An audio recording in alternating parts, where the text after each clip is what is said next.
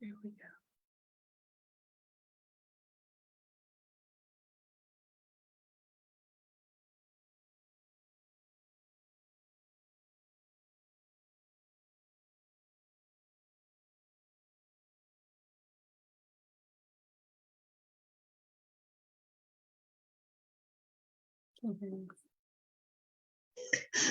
Hello, everybody. This is Debbie from Teacher Success Coach with another episode of the Female Educators Roundtable. Sorry about that. I thought we were live just now, but I don't think we were live. So there were some challenges happening there. Right. So this is the episode of the homeschooling / home educating, because in different countries, some countries call it homeschooling, some countries call it home educating, right? So that's why I use both of the names, right? So with another episode of home educating homeschooling with another home educate homeschooler who will be sharing her journey with us, telling us what some of the excitements are, some of the downside, what's going on, etc. And empowering us to homeschool or home educate our children, because we know and they know it works, right? And especially if you have a child that have, various challenges, it is far better you educating a child at home than sending them to the traditional system, because we know the traditional system have a situation where one size fits all. Is that real? No, it's not. Right? Okay. Anyway, welcome. Thank you so very much for accepting the offer to share your journey with us. I'm really grateful for that. And I'm really, feel, accepting of the fact that you're giving me your time. Thank you very much for that. Absolutely. Introduce yourself. Tell us where you come from. Absolutely. Hello, everyone. My name is Diem Whitaker. I am from Nebraska in the United States, and I am a children's book author, publisher, and proud homeschool mama. I have 2 boys I've been homeschooling since the beginning. I have a 6.5-year-old and a 3.5-year-old. And so I actively homeschool them while being a mompreneur and a busy wife with my husband and his youth ministry work that he does. Okay. Thank you. Yes, you're an author. Fantastic. Yeah. Okay. You publish children's books? Yes, I publish children's books. I have 6 picture books, and then I also have, sorry, I don't know where that's coming from. It's called Technology Challenges. I have 6 children's books that are for ages 0 to 8, and then I have a chapter book series that is coming out in August. Oh, wow. Well done. Yeah. Fantastic. Okay. Anyway, we'll talk about that after. Yes. I've got some authors coming on in the next, I think it's from August, to talk about the books. Oh, nice. So you join them too? Yeah. Yes. Thank you. As I said, on this series, we're looking at home educating homeschooling. And tell us about your journey. So my journey started when I moved to San Antonio, Texas, here in the United States, when my son was 6 months old. We had been in Nebraska. I'm born and raised Nebraska girl, but we ended up moving to Texas with my husband for a job position he had took in Texas. And so I did all this research in Nebraska for where my child would go to daycare. And then we ended up leaving when it was time for him to go to daycare. So I was like, I'm not just dropping my kid off with anyone. Like, I don't know people, like having to build that trust. And it just was really challenging for me to want to do that, and my husband as well. So we just decided I would just stay home. And so being a stay-at-home mom was fantastic for me. I loved it. I'm also part of a sorority called Delta Sigma Theta Sorority Incorporated. And I went to a meeting one day, and one of my sorority sisters was like, "Oh, you're a stay-at-home mom. You should check out Bible Study Fellowship. It has a great Mommy and Me Bible study program." And so I did. I checked it out. I dropped off my son in his class, and then I went to my class, and come to find out, every mom, about 10, 12 moms in that class, were all homeschooling. And so I became intrigued. I used to be a reading teacher before we left Nebraska, and I also did a lot of education work with different organizations like Boys Town and Urban League, and with the foster care system. So I knew education, I loved education, I was a part of that, product of public education. But this intrigued me. It intrigued me quite a bit because I learned so much about all the different opportunities that comes with homeschooling, the different co-ops and curriculums, and just a whole different world of what education can look like for your kids. And so I was like, I've been teaching other people's kids for almost 10 years. Like, why not teach my own kids? I have a master's in curriculum instruction. This is how I can put it to good use. And so that's what I've been doing for the last 6 years, is like really teaching my oldest son, and now I'm teaching my youngest son, and we're just having a really good time with it. Wow. Oh my goodness. So you actually got into it through, it's like you would say you were thrown into it. It was not a planned thing. You were thrown into it because your husband said, okay, we move in, I've got a job. So, you had no choice. Right. I was kind of thrown into it, and eventually I could have just put them in, a daycare or the public school. We ended up coming back to Nebraska about 2.5 years ago. And so this would technically be the year that he would go to school if he didn't do pre-K and the Head Start, but I've already filled out the paperwork and we are signed up and ready to homeschool. So it's exciting. Right. It was a good thing to be thrown into. I had no idea that I would be homeschooling ever. Exactly. So what has it been like for you, and what has it been like for your sons? It has been a very liberating experience to be able to teach my kids what I want to teach them. We have our faith classes that we do. We do co-ops with other Christian organizations. So that's been really nice. It's also been nice to be able to explore and do learning outside of workbooks and worksheets and things like that. So it's just been a very liberating experience, and challenging too, because it's my sons that, they're learning crazy fast. And I have to keep up with them because some things really click for them and I need to move on. And I can't be like, oh, well, they've done everything they're supposed to learn by first grade, so I'll just wait until second grade or the next year to teach it. We don't do that. My son is doing second, third grade math, and he's reading. He's supposed to start first grade this year, and he's reading and been reading first grade level for the last probably 6 months. And my 3-year-old is doing 2-digit addition, and so it's just like I get to teach them what I want to teach them, and I don't have to be boxed into what the district says the curriculum is for this grade and with this. So it's been really, really nice. My kids, they love it. Because of the flexibility that we have and how creative we get. Sometimes we're not sitting at the desk in the classroom in their office. We're outside and we're learning. We're going to different co-ops with other kids who are homeschooling and we're learning. And so we get real creative, and I really think they love that about it. So it's been a good journey for both of us. Sometimes they're like, okay, in the summer, our co-ops end in May, but our program doesn't end until in June. So we want to hang out with more kids. And so we have been very intentional about building those relationships during the school year, during our co-ops, to have those play dates and things like that during the summer as well. So it's been a fun journey for us. And I'm excited to see what other things that we get into in this new school year coming up. Okay, thank you. What does a typical day look like for you guys?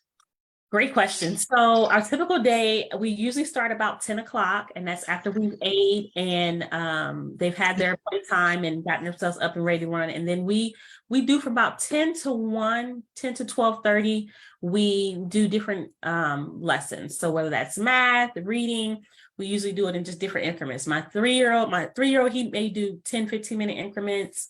My 6-year-old, he may do 30-minute increments. And we just kind of rotate on, depending on the day. We may do math and reading one day. We may do science another day and history another day. We just kind of rotate.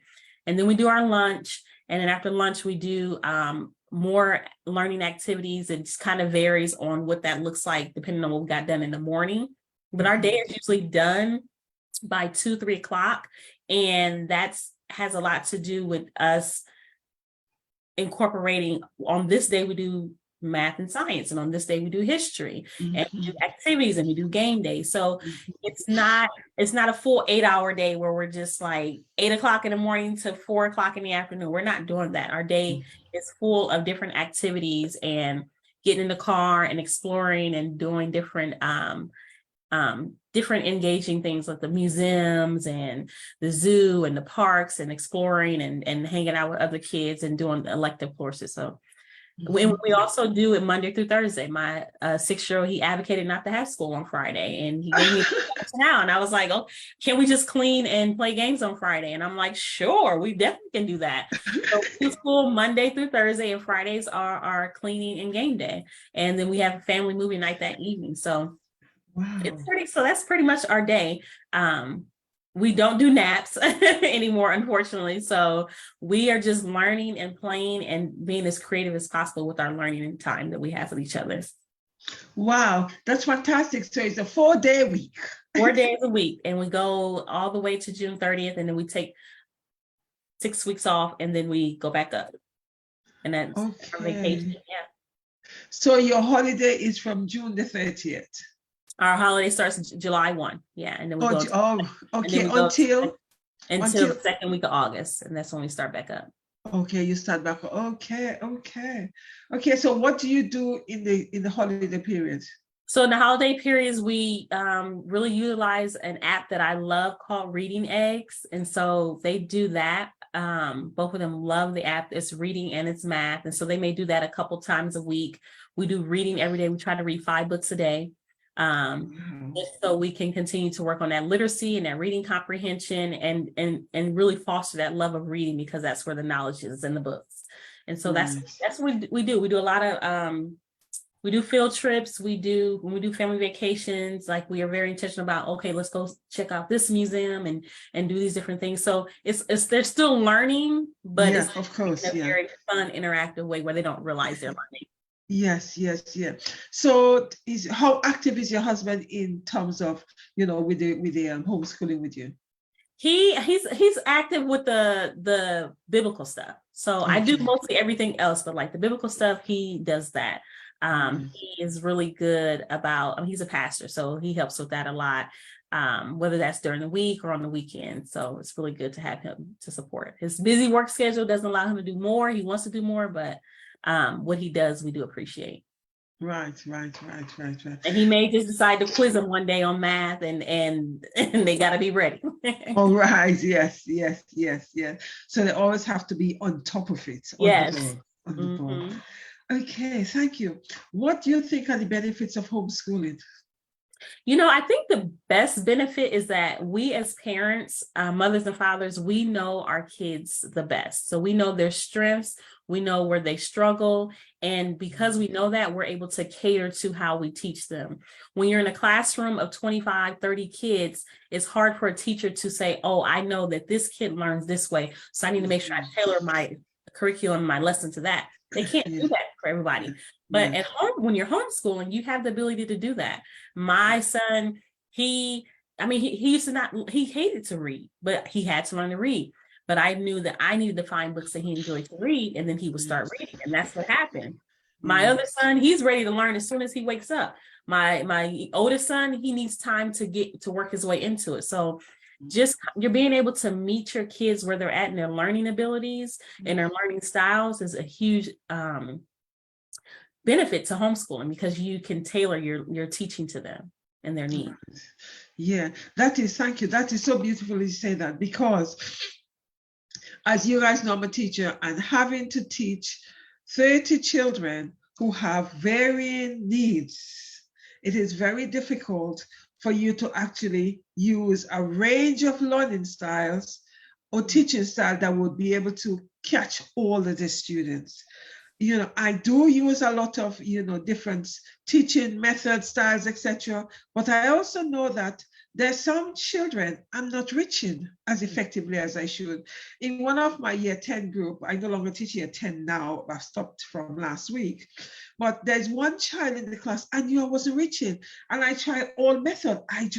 I'm not too sure if he did not like the subject, but there was no engagement there. You know, I'm looking at him and talk to him on a one-to-one basis, go over it with him, but I know it was flying across his head. Yeah. And I started thinking, oh my goodness. I said to him, how can I help you? How can I, support you? And he said to me, Mace, it's okay. I understand. I'm learning, but I know he was only telling me that. So in a situation like that, you're not reaching all the children. It doesn't matter how many learning style and teaching methods you use. Some of them just go through this safety net. They just go through. Excellent. Exactly. I had a mom tell me the other day that she asked a teacher to teach her child to start, reading maybe CVC words. And they said, oh, well, that's not in the curriculum for this grade level. And then whoa. That's just where they're at. Exactly, isn't it? So when you reflect on that, it means the curriculum is holding some children back. Absolutely. That want to excel. Absolutely. And so it's very disappointing. And I know I have brilliant kids. I'm raising brilliant kids, and I don't want them to be held back by the crutch that their other counterparts aren't there yet. And people say, oh, we can just move them up a grade, but maybe they're not socially and emotionally ready to be moved up that grade, but intellectually they are. So it's just a battle that you have. And I'm fortunate that I don't have to deal with that as I'm able to homeschool my kids and still allow them to have exposure to other different kids who are homeschooling and different kind of programs and activities that they're involved in. Yeah. That's one of the big benefits of homeschooling your child. Is the one-to-one connection, or the one-to-your small, family connection. And it is about meeting, as you rightly say, meeting the child where the child is at and catering for the child's specific needs. Right. The child doesn't have to be in a class of 30 and that child want to move on and the child can't, because as you said just now, one parent is not in the curriculum. And I feel that's quite sad, actually. Very, very sad. Very sad. Because you stifle kids' learning, and then it doesn't become enjoyable. It's boring, or they're not, and then you lose them. Yeah, it is very, very true. That's why, research said that children in primary school excel all areas. When they get to secondary school seems to actually trap them, where it doesn't allow them to be expressive, because then they become very programmed and robotic.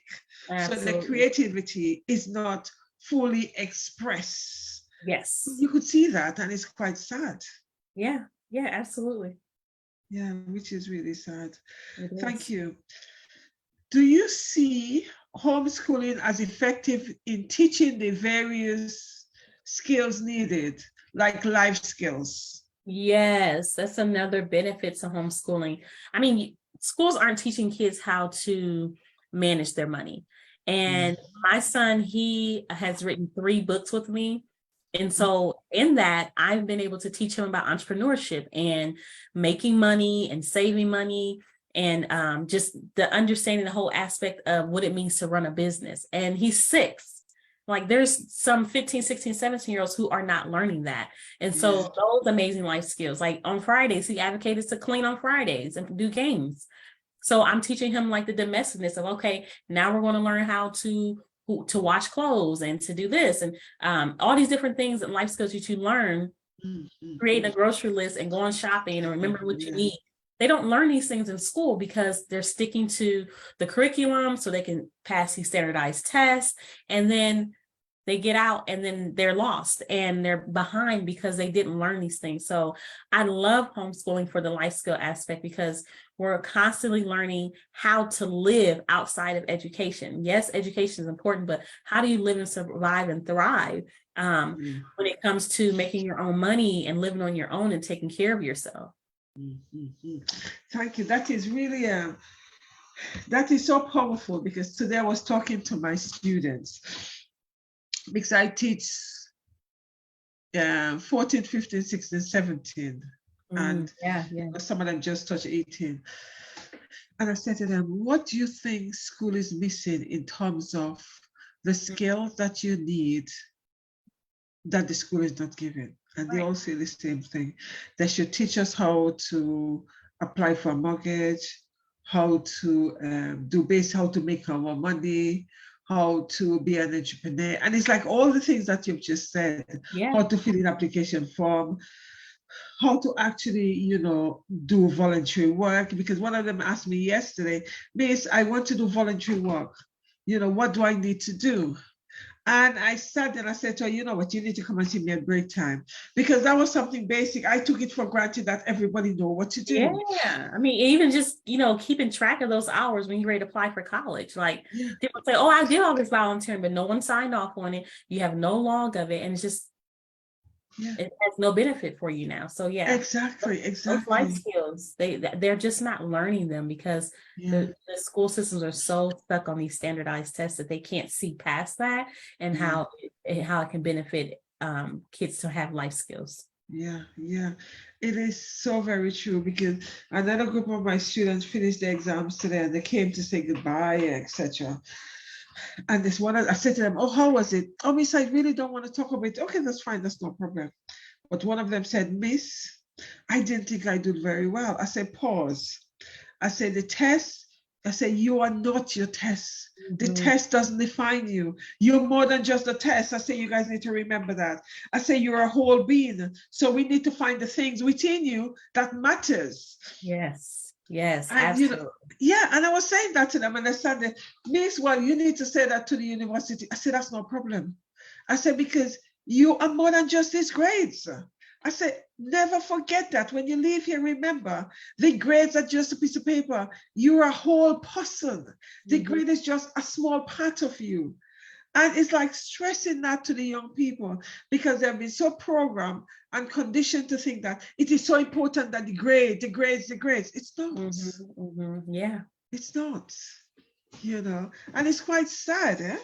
It is. It really is sad, because it puts a lot of unnecessary pressure on kids. Like they have their whole life to be stressed and pressure of the world on them. It shouldn't have that when they're in school and they're trying to learn and better themselves. Yeah, exactly. And that, that's what happened. I said to them, you need to also remember the schools are so conscious and intentional of getting the grades from you.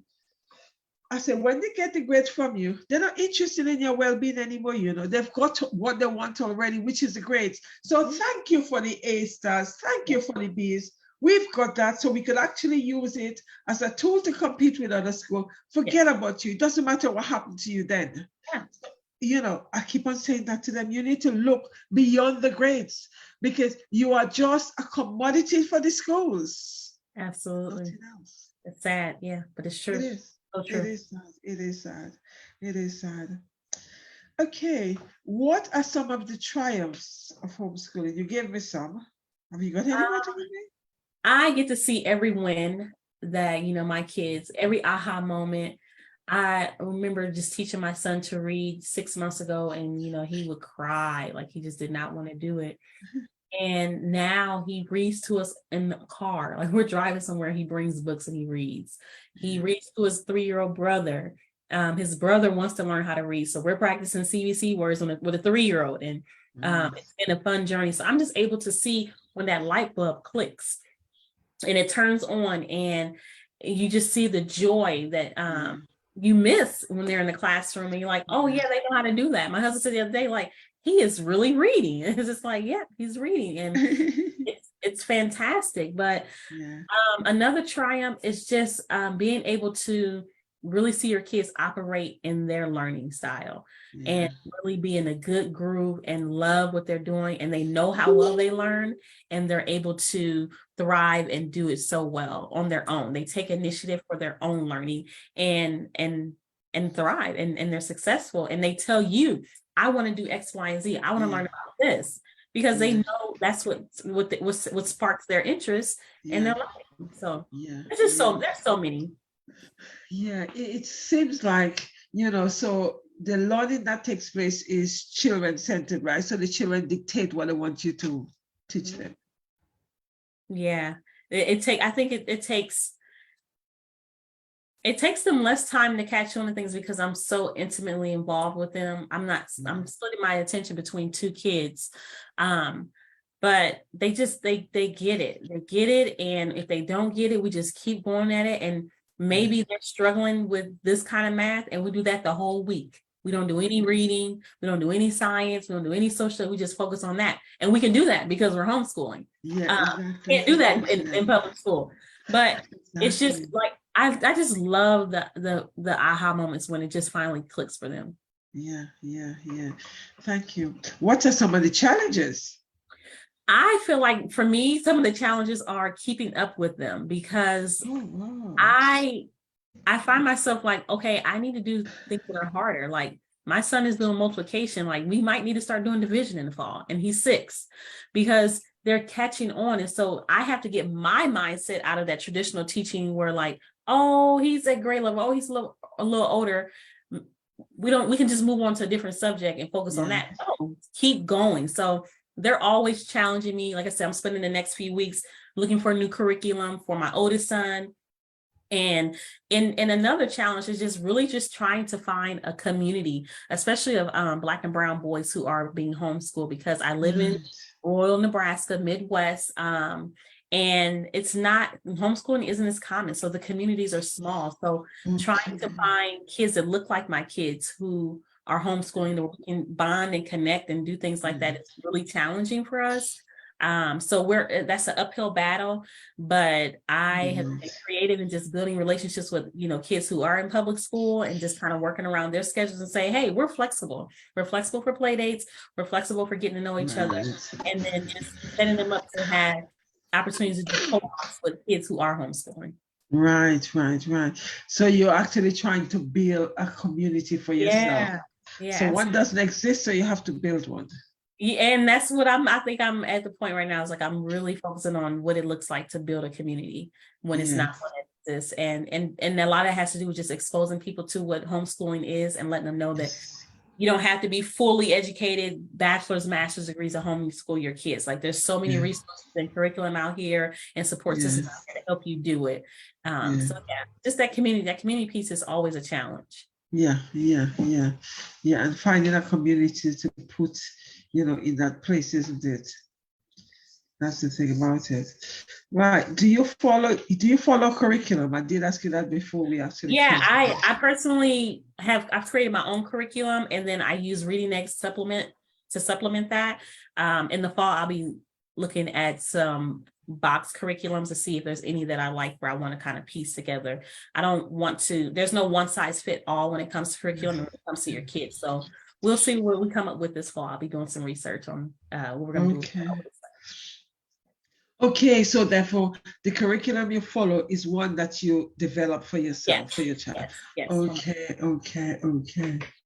So therefore, let's say, what does he want to do when he becomes older? Does he know?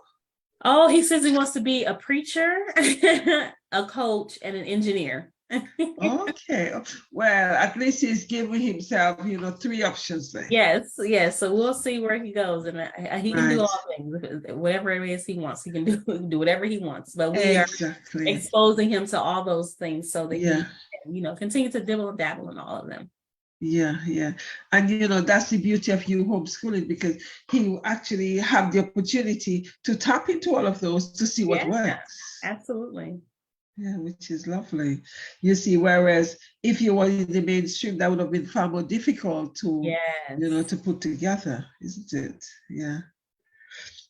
Okay, and finally, if there's some people out there who would like to home educate their children, but don't know how, or have an element of fear building up in them, thinking, I'm not too sure that I'm good enough. I'm not too sure I'm equipped enough. I'm not too sure if I'm educated enough. What 3 or 4 tips would you give anybody who are sitting in this doubt, but yet still want to homeschool, home educate their child or children?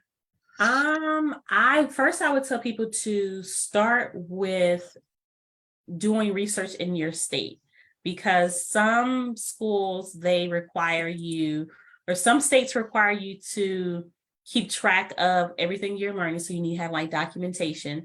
Some states are just like, as long as you report that you're homeschooling, that's it. So do your research with the Department of Education and see what that looks like. If you need to apply, You can always, even if you're in traditional school, you can pull your kids out of traditional school and homeschool. You just have to fill out the paperwork to do that.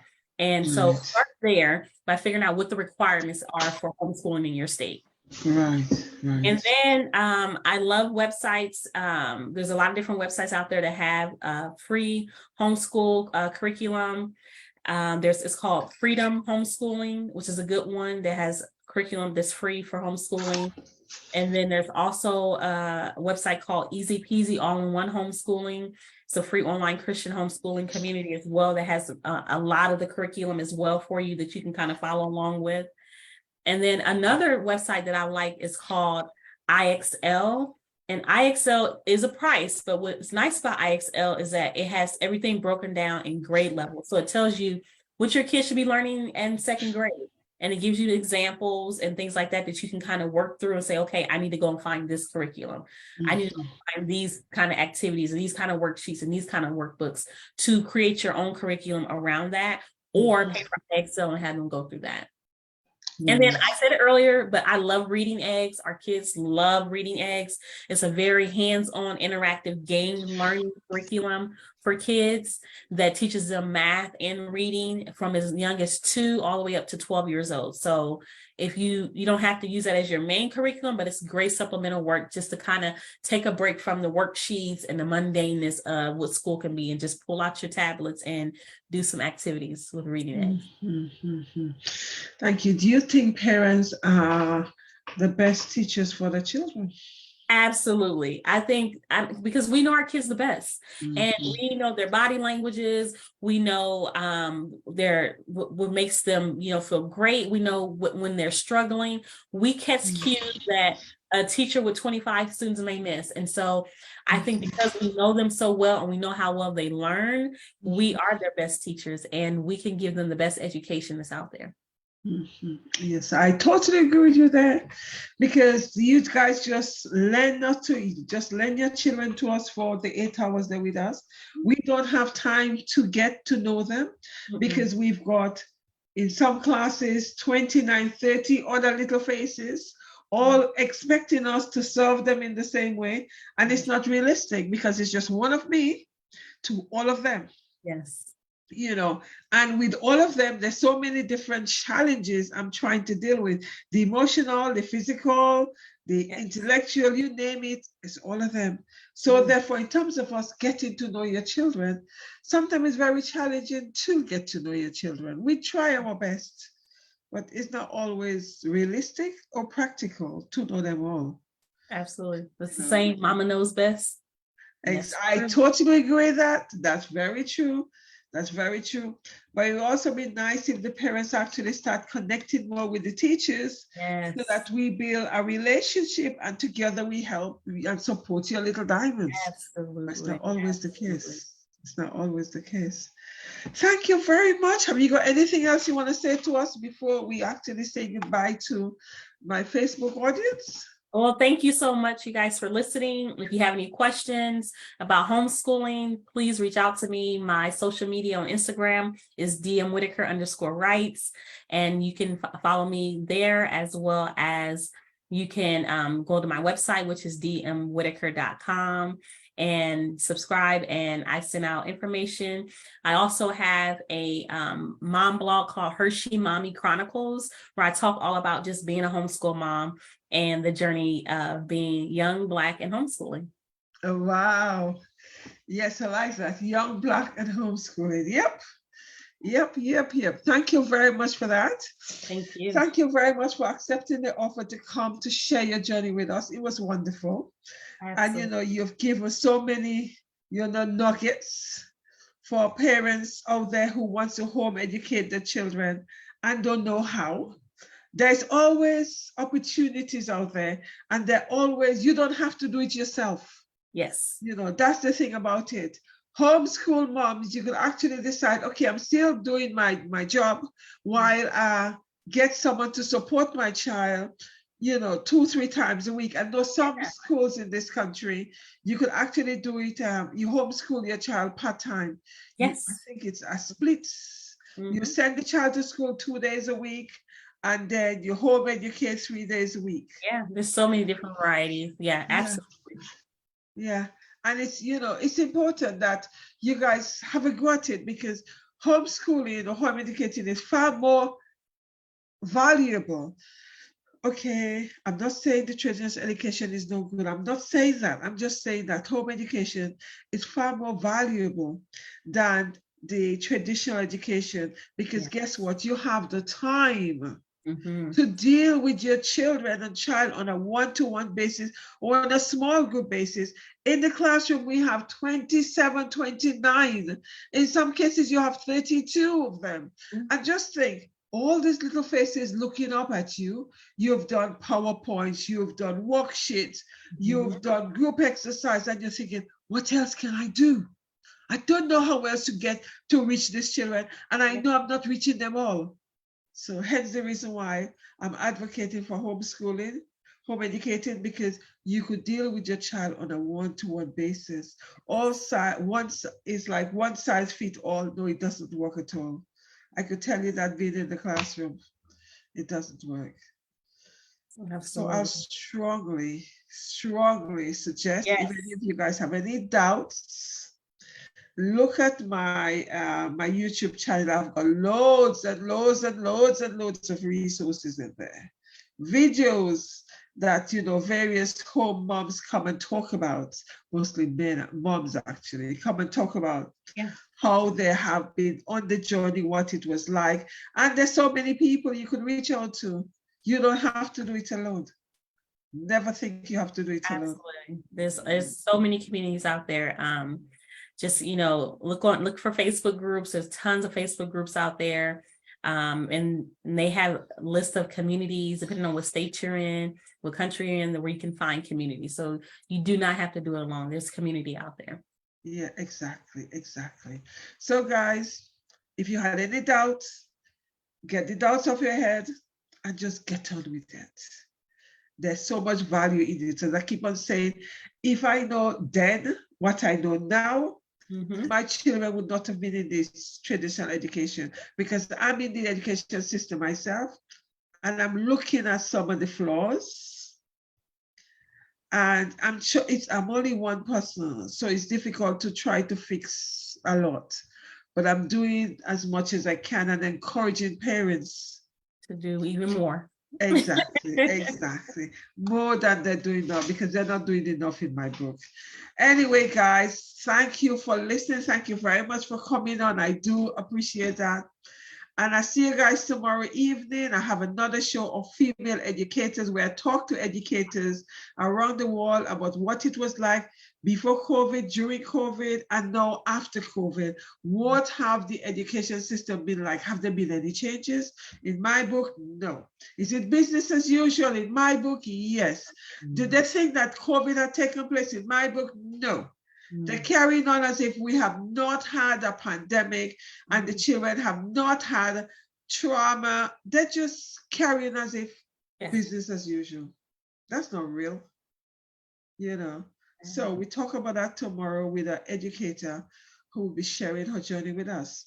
So guys, thank you very much for listening. Have a good night, evening, morning, where you are. And I'll see you tomorrow night. Bye-bye.